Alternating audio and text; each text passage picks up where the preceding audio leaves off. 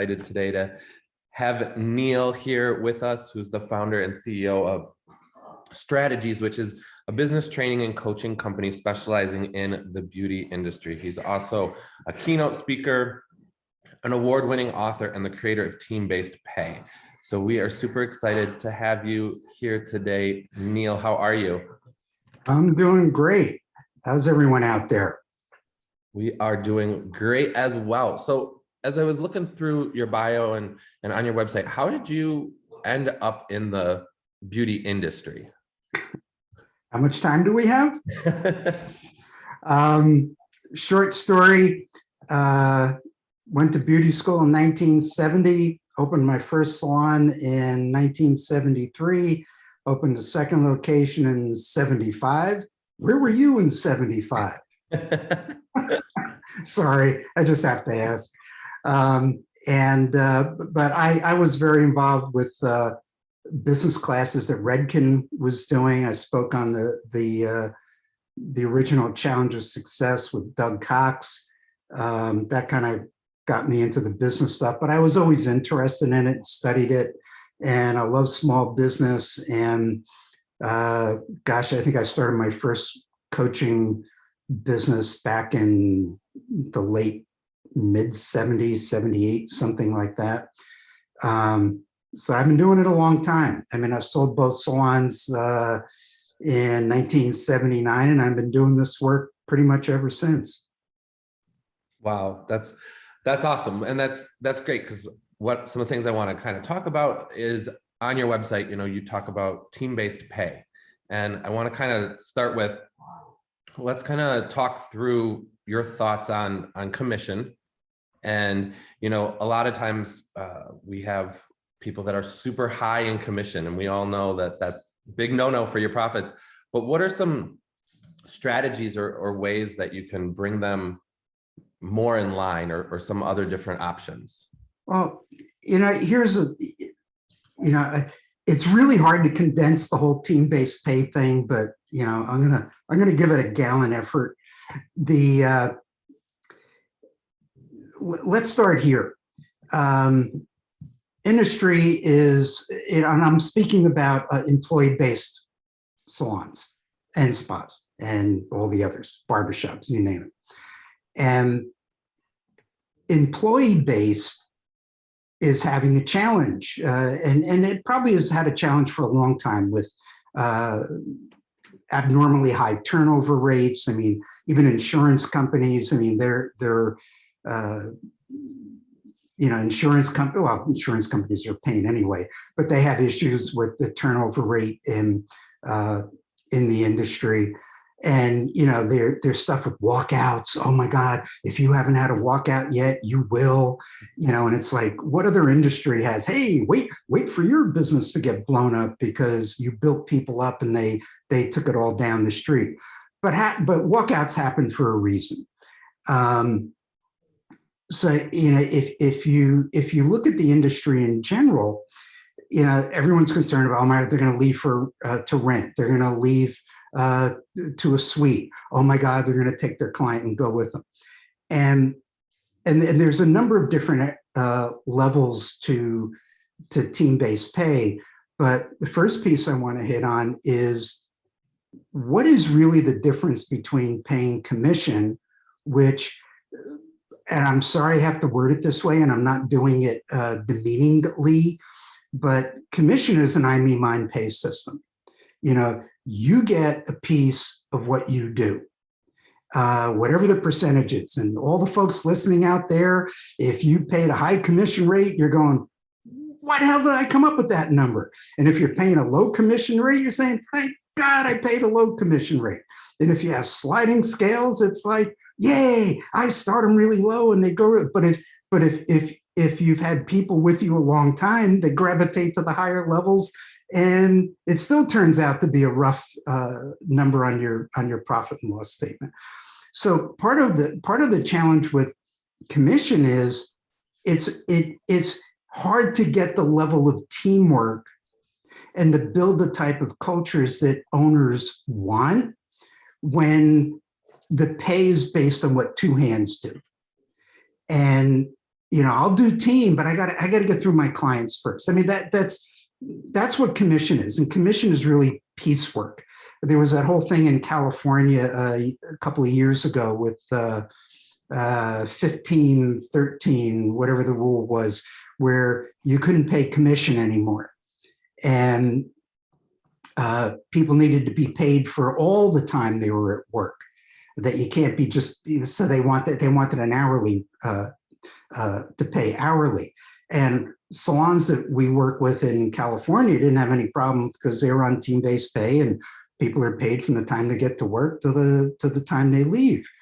But for employee-based salons, you want to be as different from rental and suites as you can possibly be. And the challenge that you have is, I call it growing columns on the appointment book. You hire people, you train people, you have an investment in new people to get them prepared to service clients, to represent your brand. And you're basically saying, build your following. And then you go, but don't take them with you when you leave. And we have a non-compete. Well, great, I'm glad you have a non-compete. But if the clients are loyal to the individual and not your company, you have a challenge. And, I always ask owners, listen, don't shoot the messenger, but look at your appointment book. And how many names do you see on the appointment book today that those clients are loyal to the name at the top of the column and they're not loyal to the company? And that's a tough question for a lot of people to answer. So all of this comes around to, building culture, pay based on overall performance, commission. You have someone with a really bad attitude? Yes, I do. Well, whatever commission rate you're paying for bad attitude. What about low client retention? What about, how do you get them to sell more retail? You make it a requirement of the job. And not just, if you don't sell 10% of your gross in retail, you don't get a retail commission. Okay, I'm not going to sell any retail, and I'm okay with that. So, there's the whole premise of team-based pay is, one, you want to pay for the right behavior. You also want to remove the ceiling that, and just so you know, when you interview me, I ask myself the questions. So you just sit there and nod and have a good time, and I'll take you for a good ride until you find a crack in the conversation here and ask me a new question. But when you hire people, you build people, and if they're building, quote unquote, their book, in a way, you're compromising your business. And again, we don't want to pay people less than they're worth. We want to pay people everything they're worth.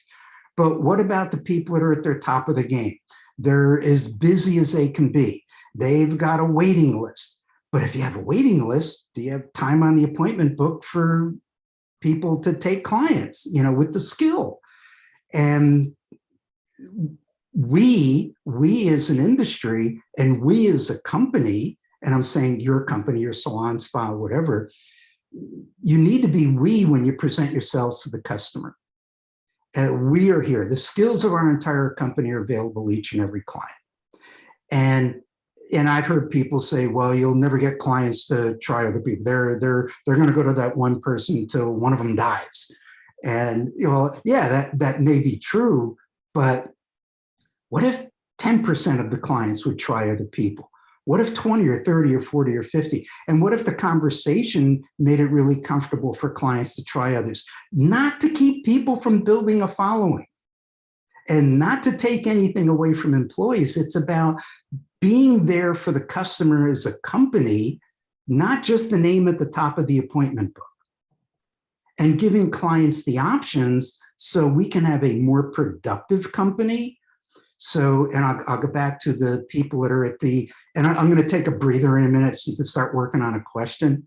So the people that that really are hopeful for a raise, that can't squeeze another client in, that you can't keep changing your prices and have 15 or 20 different price levels, they should have an opportunity to make more money for continued good behavior. And if we can increase revenue and manage our payroll costs, because again, commission, revenue goes up, pay goes up. The good news is revenue goes down, pay goes down. On team-based pay, because you're paying an hourly rate from the time they get there to the time they leave, there's other stuff to go into there, but we can't do it here. You have a quote unquote fixed payroll. So you know what your payroll expense is going to be. If sales go up, your payroll percent comes down.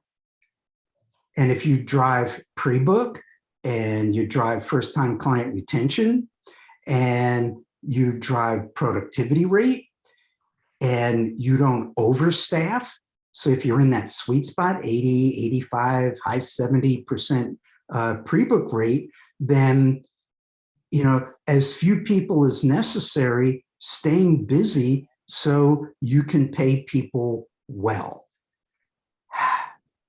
So the reason team-based pay exists is there has to be something else other than commission, which is pay based on what a pair of hands do. There needs to be a better way. There needs to be a way to control your payroll expense, because expenses go up, rents go up, costs today are going up, product cost is going up, and you need to make adjustments, and you can't go back and do product charges. And I mean, you can, but every time you do a product charge, that's pay conversion.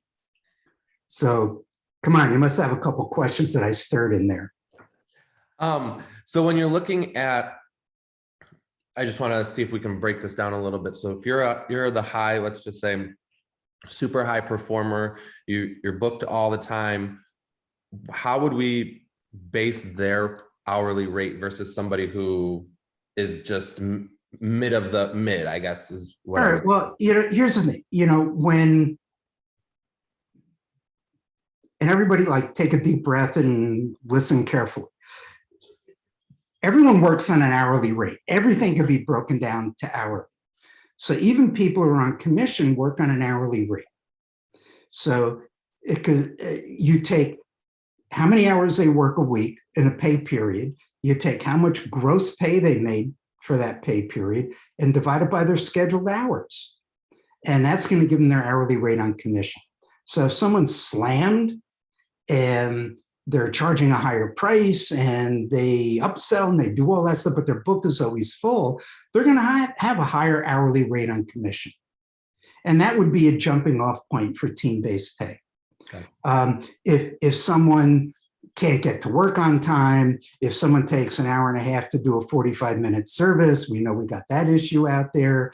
If people wouldn't upsell if their life depended on it, and if they retail, they break out in highs because they turned into a salesperson, and all that stuff that we deal with.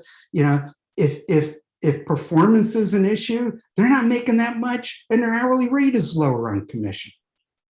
The thing is, on team-based pay, you don't want to pay for lateness. You don't want to pay for lack of teamwork. You don't want to pay for attitude. You don't want to pay for, I'm not coming to this training and I don't need any training. So, there's, and you're not paying for low new first-time client retention, and you're not paying for low productivity rates. You're not paying for, I don't want to retail. Why didn't I get a raise? You didn't sell any retail. Why didn't I get a raise? Well, you're late for work. Your raise is late. You get to work on time, maybe your raise will show up. These are all jokes. I've been doing them for years. So, the jumping off point during a pay conversion, you have to, for ethically, you have to use the pay rate that employee has been making at the time of conversion. We usually use the last 6 months, but that's only the beginning.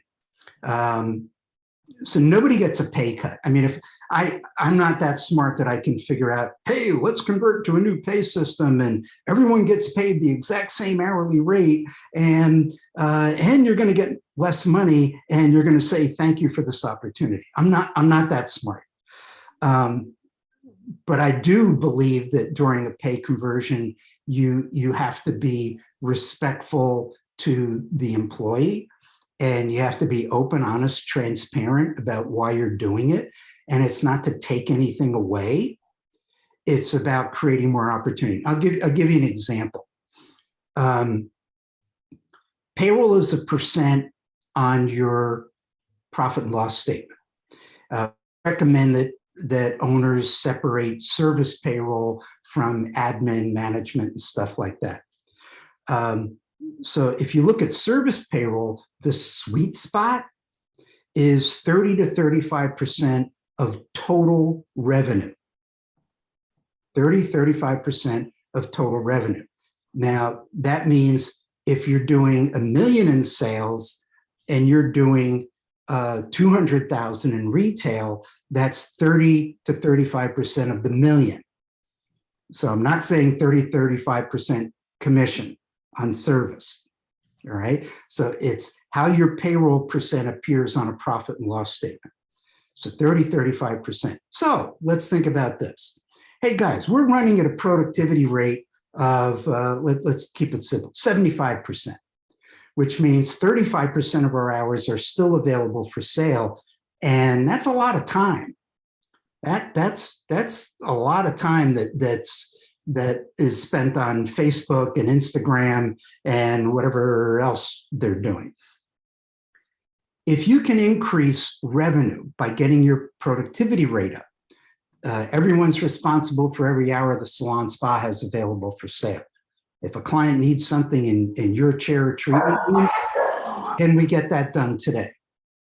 That's right. I kept my dog out of the office for the same reason.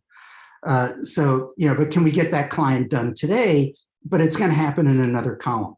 Not that you're losing anything. It's like the company still needs to bring in money. So if we can get from a 75% productivity rate to an 80, and let's say, and I'm not doing the math in my head, but if you get to an 80% productivity rate, if you were at 75, what if that represents another 100,000 in revenue annually? Well, that means you have 30 to 35,000 additional funds available for payroll. Now, here's something owners rarely get to do in a commission company. You rarely get to give raises. You may adjust commission rates, you may increase prices, but saying, I'm giving you more pay because you do great work, meaning, and you show up great and you participate great. It's not just about the revenue. So if you have an extra 30, 35,000 in payroll money, then the owner gets to decide, where does that money get allocated? Hey, Sean, you're awesome. You show up. Your first time retention rate is great. Here's the challenge. You've been booked solid for the last year.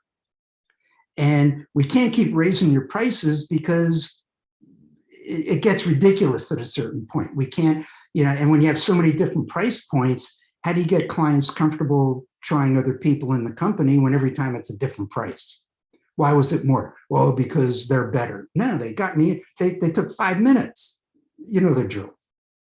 So, but Sean, I'm giving you an increase because I want to reward you for continuing to do a great job.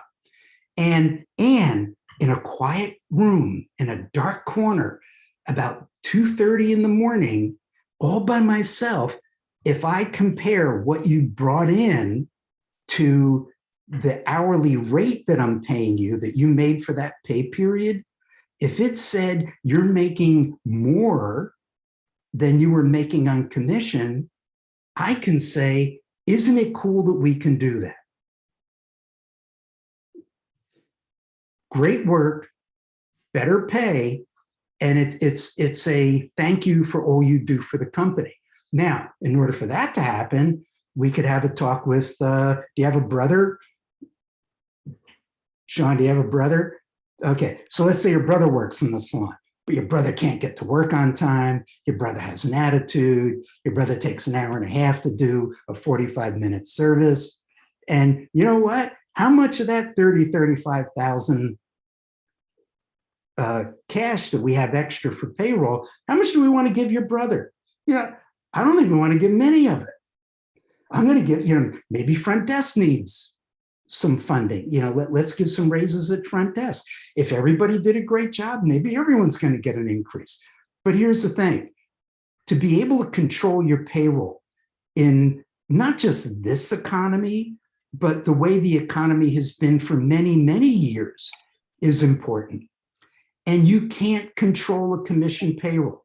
Well, through attrition, I'm going to start new people at a lower rate.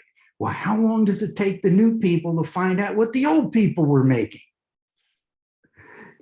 So, you can play that game, sliding scales. Well, the busier you are and the higher that, you can move into the higher pay ranges and we'll raise your prices. And, all of those things are mechanisms, multi-level pricing, level systems. They're all mechanisms to maneuver around the commission reality. That commission is hard to control. And every major commission business out there, outside the industry, car dealers, they've started containing. You buy a car recently, the sales guy, how do you come up with the final number, the offer that they're going to say, okay, we can give you the car for this much. We just got to go in the back room and talk to God. And it's not like the old days where the salesperson could close the sale. God's got it, car God in the back has to say, this is the price we can sell it for. And you know what? Let's give them a good price on the car, but we're going to give them nothing for the trade-in. So, but but the salespeople, they're working on lower commission rates.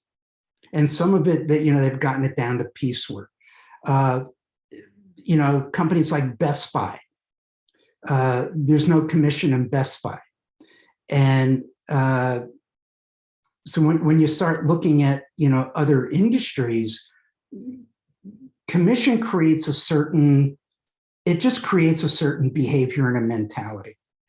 And that doesn't belong in a service business. It's not how busy I am, it's how busy is the company I work for, and am I able to grow within that company? And that's what team-based pay is all about. So we look at the culture piece. Can we create a true team culture? And the cultures that we're talking about are a lot more than, everyone loves working together and we're really great and we're a team. And, how about this? At Strategies, we teach daily huddles. We also teach cash flow planning. You got to do your projections. You got to do your budgets. You got to live your budgets. You got to strive to hit your monthly goals. Well, every month, there's a service goal and the retail goal. It's not, here's your goal and here's your goal and here's your goal. And I let commission, if you're motivated, you can make more money on commission. I can't wait for them to figure it out. But here's the thing. How many people listening do huddles or set a goal for the month for your entire business that all the employees are striving for? Today's the 17th of May. On the 15th, you should have been halfway to goal.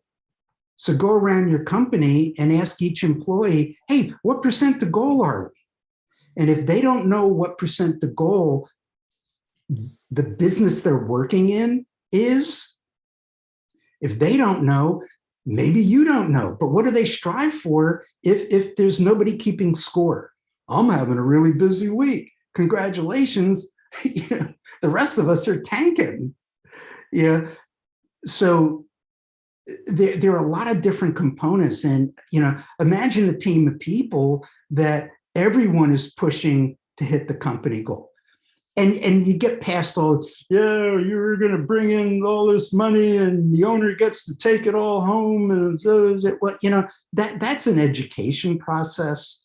And, it's not that we encourage people, we recommend, but you need to be open about the revenue that your company does and what the goals are and the financial reality. Because, I've seen issues where employees go, commission employees, and I'm not saying all, but there have been some that have said, I don't want the owner to make a dime off what I bring in. Wow, How about this? You work for a company that's broke. What kind of future do you have working in a company that doesn't have cash? And kind of fast forward, I was very proud when COVID hit last year and the shutdown began, and we started having coaching clients from long ago that started saying, thank you for teaching us all you did, and thank you for getting us on team-based pay, because we entered this whole pandemic thing in good financial shape. There were some people, they didn't need PPP loans. They got them because it'd be crazy not to get them. But to be able to enter a crisis like we all experienced with cash reserve, which is sleep good at night money, is important. If you're tight for cash, and you're always tight for cash, yeah, we could say you got to get spending under control. But what if your payroll's too high? Why? Because the commission rates you set. The solution isn't just product cost deductions. If you're not good at managing cash, a product cost deduction isn't going to see anything trickle to the bottom line because you're not good at cash management. But to manage your payroll percent, the elephant in the living room, the biggest expense your company has, that's how you create opportunity. And again, everything about team-based pay is culture, trust, values, but it's also the leadership disciplines, the business disciplines, the driving, your key critical numbers, first-time retention, pre-book, productivity rate, frequency of visit, all of that stuff comes into play. The difference between team-based pay and commission is the owner's got to do the work.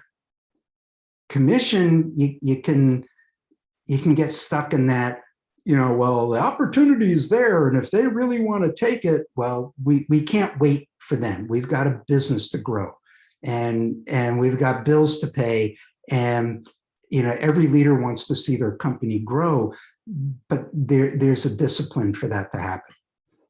I'll shut up for a second. Come on, give me a good question. I was going to transition because you talked about the turnover rate is so high in this industry, and walkouts, where else do you know in an industry where everybody just decides to leave for the day? What are some thoughts you have on why our turnover rate is so high? We had a conversation in our office recently, and I said, and I'm speaking for, this isn't just owners that do services, but I'm speaking to the owners that just do services. It certainly impacts others. But if you're an owner that does services and you're busy as heck, you need to get a straitjacket. Why do you need to get a straitjacket? Because you need to figure out, how do you get your company to make money without your two hands? Because if your pay is coming from the money that you generate with your own two hands, and everybody's heard the statement, but you bought yourself a job. But growing a company that can pay you to be the leader of the company and create profit, not, and what I'm saying is your pay shouldn't be just what drops to the bottom line. There's a thing called net profit, and part of that is a second paycheck. Leadership takes time. And if you've got 5 employees, 10 employees, 20 employees, 50, however many employees you have, even if you have 2 or 3 employees, there's no autopilot setting. You need to pay attention to your employees. They need coaching. They need performance reviews. One of my infamous lines in just a little bit of my note, this is all backwards, but bottom of my No Compromise Leadership book is there. But one of my neologisms in my No Compromise Leadership book is, do you do quarterly performance reviews at least once a year? And you got to wait for the laugh. But how many employee-based salons are guilty of not having those regular conversations with employees about performance? And then you get an owner that's too busy behind the chair or in the treatment room. And the culture isn't, there's the drama in the company. You're allowing, because so-and-so brings in a lot of money, they can come and go and do whatever they want. All those things, when the culture isn't right, why would someone want to be part of that? And then there's the issue with when they're new and they're inexperienced and they get a job in your company and you start to train them. What happens when they start building the clientele? And again, I'm not saying anything is wrong with clienteles. I'm saying if your business is built on people building their individual clientele, it gets to a point in time where if they get to the point where they don't need the company anymore. And if the culture isn't where it needs to be, and if the opportunity isn't where it needs to be, they can go, well, I'm going to go rent a suite. And look at all the craziness that the suites throw at people. Get away from all the drama. They use all the nonsense that goes on in salons to recruit, people to take suites. Get away from all the nonsense and the drama. You can keep 100% of the profit if you have a suite. But in the non-disclosure statement, what they're not saying is profit can be negative. And you get to keep the negative profit too, because they don't talk about product costs and they don't talk about all the other stuff that you have to do when you don't have a company around you to handle those things. So, but, some people do great in suites. Something that I would love to see someday, and I don't know if we're ever going to get the right numbers, but what's the turnover rate in suites? And I bet they got the same problem employee-based salons have. I rented this suite. I want an outside window, and I want someone to do my shampoos again. And I'm after work I got to go buy product, and then I got to return calls, and all the stuff that you have to do. But they've got the turnover rate too. But people leave companies, salons, spas, whatever. They leave for lots of different reasons. If it's an opportunity, I get that. But if they're leaving because there's toxicity in the company, if they're leaving because they don't feel appreciated, if they're busy and they got a waiting list, and and they come to work every day and it's just get through the day, let me keep cranking out these appointments, or how about this? You're so busy, and because some of the way commission works, we'll hire you an assistant so you can be twice as busy in the same amount of time. And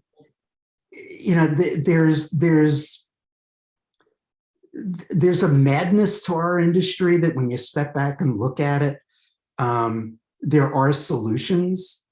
And I'm not saying team-based pay fixes everything. You could still be a crazy leader and subscribe to our team-based pay system and not do performance reviews and not show appreciation and not offer growth opportunities, and raises are far and few between. I mean, heck, I met an owner one time, and I go, you got to spend time with your team. And the guy goes, I don't want to spend time with the team, because if I'm with the team, if I get one-on-one, they're going to ask for a raise. And it's like, oh my God, have the conversation. Hey, so Sean, what's up? Ah, man, I sure need a raise. Well, let's talk about ways you can get a raise. Mm-hmm. And set the expectation. Let's see this and let's see that. And we'd be happy to talk about a pay increase. Anytime an employee says, I want more money, it's an opportunity to say, let's put these things on the table and let's work to get better. And, and yeah, you can help them in commission to make more. But again, you keep spinning how much business can you crank through two hands? I want to see high productivity rates. I want to see a managed payroll. I want to see a super dynamic culture. I want to see people pushing to achieve the salon spa goal every month. service, retail. I want every client to go to checkout with a pre-booked date and a retail recommendation, and front desk be prepared to close the retail sale and pre-book that a future appointment.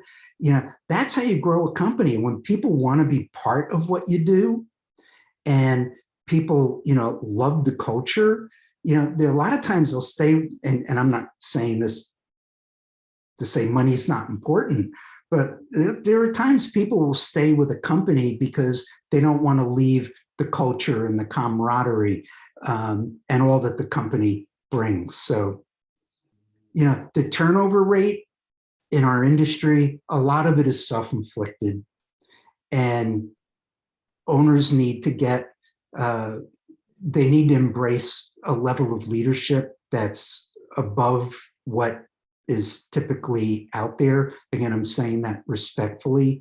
Owners need to know what their critical numbers are. They need to know how to manage their expenses. They need to know how to budget increases.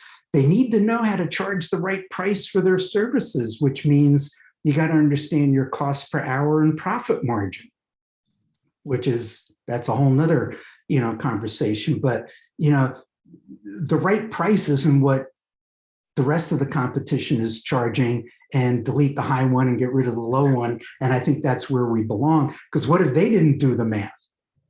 Then you're charging what was never based on real. So there are lots of ways to create a better run company that has lower turnover. And every week I do a Monday morning wake up. And today's Monday morning wake up was on how to fix today's recruitment challenge.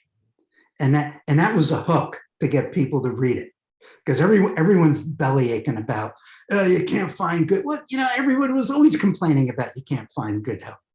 I mean, I've been listening to it since I got in the industry back in the 70s, except now it's really rough. It's the worst I've ever seen it. And you know what? We're going to have a tight labor market for the next couple of years. So how do you fix the problem? How about this? Retain people. If you're under the gun to recruit because you're trying to plug holes, you got to look at why those holes are happening. I had one owner that inspired the wake up that sent me an email 2 weeks ago that said, in the last month, I lost 3 stylists, 2 front desk people, 1 massage therapist. It's good. What the hell is going on? And I said, you're not going to like my answer, but what's the common denominator with these people leaving? What was the constant? Let me see. You're the owner. And it's not that everything has to be the fault of the owner, but you got to be willing to look in the mirror and say, if we're having turnover, or if you just had a walkout, what role did you play in that? You got to own some of what happened. And was it lack of appreciation? Was it, get your numbers up, get your numbers up. You got to get your numbers up. Hey, what do you want to talk about? I want to talk about you getting your numbers up.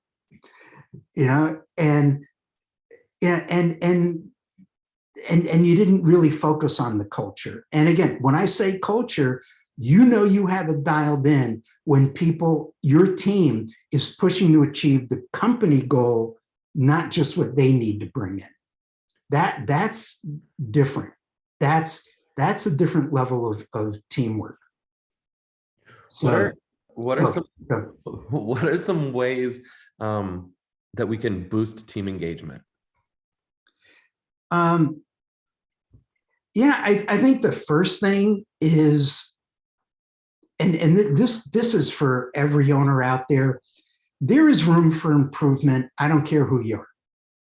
We got the most incredible company, yeah, but there's room for improvement. There are things that need to get dialed in. And what about having that conversation with your team about, hey, let's pull back the curtain on our company and really look and see what's back there. You may need goggles. you may need, PPE when you pull back that curtain, because there's stuff back there you don't want to look at.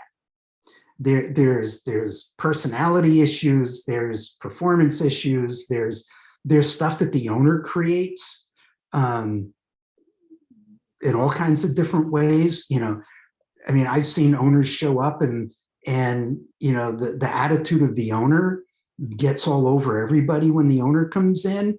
Or, hey, it could be a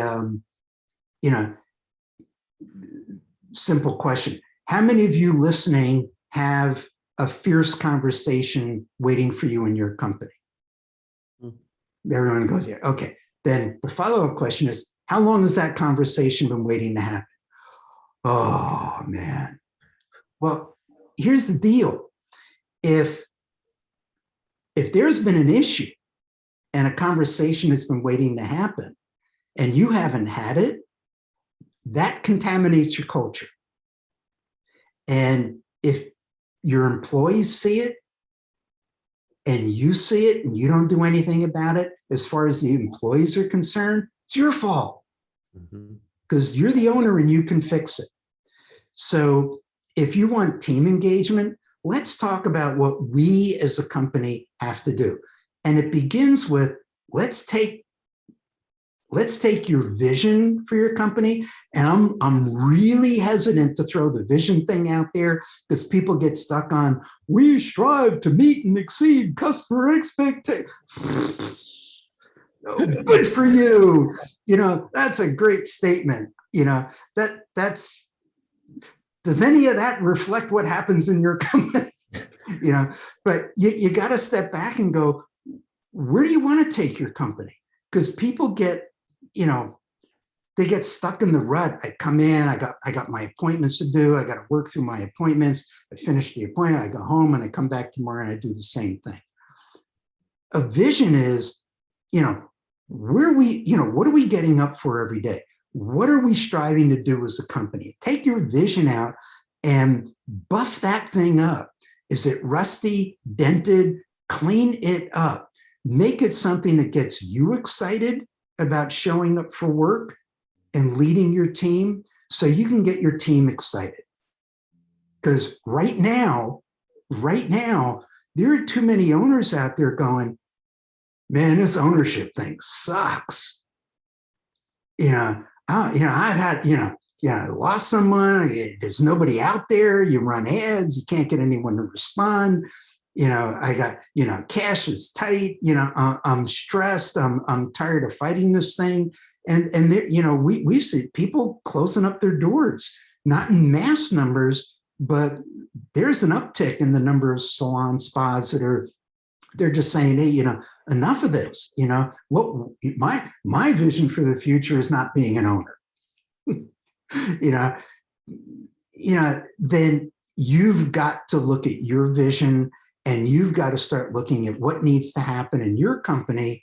And, I always like to use, when remember when we used to do live classes, and you have a laser pointer, and I always used to point, I'm going to put the laser pointer dot up on the wall and use that as an example of my vision and say, see that dot, that's where we're going. We're not heading off in that general direction. We're going to that spot. And let me tell you what that spot's like. Busy, having fun, better education, benefits, growth opportunities, all kinds of good stuff, and being number one in our marketplace. Let's take that strive to meet and exceed and really meet and exceed it. Don't just strive for it, really meet and exceed those customer expectations. And get your team fired up about where you want to take your company. And whenever you have a goal for a team and you're focused in on that goal, team starts to rally. They got to see it. There's a book, actually I recommended it to a few people recently. There's a book out there by John Kotter, Kotter, and it's called The Heart of Change. And And people will change when they not only see it and understand it, but they got to feel it in their heart. I get it. It's not going to be easy. It's going to take a lot of work. I'm going to have to be on my game, but man, I want to get there. And it's worth the effort that goes into it. There's another book I'll recommend, and the title sounds spooky, but it's a really important read. And it's called Leadership and Self-Deception. And it's by a company called the Arbinger Group. And Leadership and Self-Deception, How to Get Out of the Box. And it's an incredible book that gets you to look at yourself and how you, as a leader, and how you communicate and interact with others. Because if you're in your box, you see people as objects and things. You got to get out of your box to see them as people. Fascinating book. The title is, I picked up the book. I had a publishing company that was mailing me books because, back in the days when we had a bookstore, but everything is online now. But they sent me this book, and I was going on a trip, and I go, I need a book for this airplane flight. And it was the right thickness. And I'm going, man, this title sucks. Leadership and Self-Deception. Let me read it. And I've recommended that book. We sold copies of the book. Look in the mirror and look at your own leadership. And while you're at it, read No Compromise Leadership, because that'll give you the business systems that you need to run your company and be a no compromise leader. And no compromise means you got to do what's best for your company, your team. You got to lead with integrity. It's not my way or the highway. It's doing the work that you need to do. I love that. So talk about how they can find you and your company. Easy to find. Go to strategies.com. And by all means, scroll down on that homepage and you'll see you can sign up for a free coaching call. We'd be happy to talk with you about your company, about numbers, about culture. For what it's worth, if I piqued any interest about maybe you need to look at your pay, then talk about the pay system. I've heard a lot of, team-based pay, it doesn't work. Bull dingy, it doesn't work. Our company is going to be 28 years old in September. Believe me, it works. And is it the predominant pay system in the industry? No, it's not. But for people that want a different way, and as far as we're concerned, a better way, look at team-based pay, explore it. And if anything, you'll learn things that you can do to help whatever your current system is. But go to strategies.com. My email is Neil, Neil, @strategies.com. On Facebook, you can find Strategies Salon Spa Business. We have a Facebook page. We have a discussion group, about 16,000 people in a discussion group called the Strategies Salon Spa Business Idea Exchange. So if you just search Idea Exchange in Facebook, you'll find it. And and check us out. We do free webinars. Get on my Monday morning wake up list. So if you can sign up for that on our homepage. Just got to scroll down. We're easy to find. We don't hide. We're always happy to help. We want all the best for the industry. These are crazy times, and these are the times we got to look at change. I love that. Well, thank you so much, Neil, for joining us. It was a pleasure to spend this last hour with you, and thank you. Say goodbye to your dog and say hi to Tina. Thank you very much. You got it. Bye-bye.